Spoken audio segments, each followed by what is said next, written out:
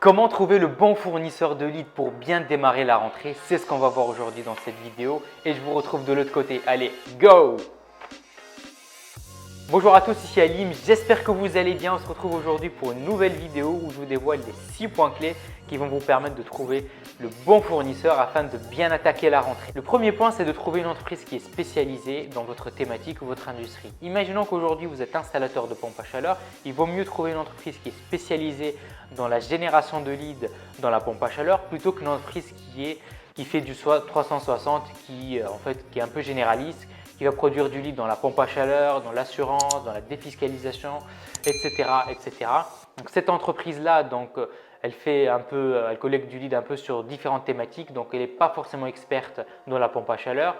Ces leads ne seront pas mieux qu'une entreprise qui est spécialisée. Donc, ça ne veut pas dire que l'entreprise généraliste, ces leads sont de mauvaise qualité. Non, ce n'est pas ça. Mais les taux de transformation ne seront pas supérieurs à une entreprise qui est vraiment spécialisée dans votre thématique et qui connaît vos enjeux métiers. Moi, je conseille toujours, donc, vaut mieux s'adresser à une entreprise qui est spécialisée dans votre thématique plutôt qu'une entreprise qui est un peu généraliste. Le deuxième point, c'est la provenance des leads. Donc, demandez à votre futur fournisseur comment il fait quelles sont ses stratégies pour collecter le leads. Donc, vous demandez par exemple le canal d'acquisition, ça peut être soit Google, soit Facebook, soit du Native Ads, donc type Taboola, Outbrain, etc. Et en fait le lien de la landing page. Donc, vous pouvez demander le lien de la landing page. Le fournisseur en fait doit être transparent là-dessus. Il doit absolument vous communiquer le lien de sa landing page.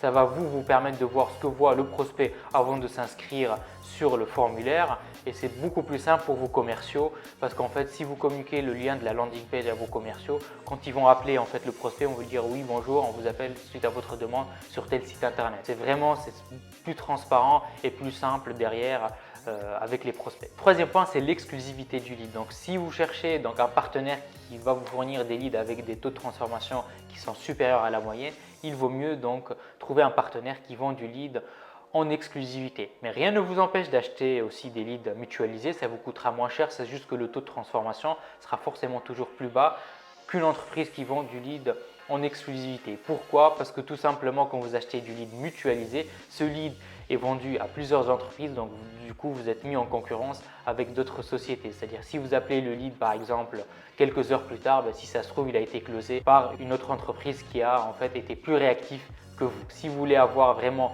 des taux de transformation assez élevés, donc vaut mieux acheter du lead exclusif. Donc il faut s'assurer que l'entreprise en question vend du lead en exclusivité. Quatrième point, c'est le taux de transformation.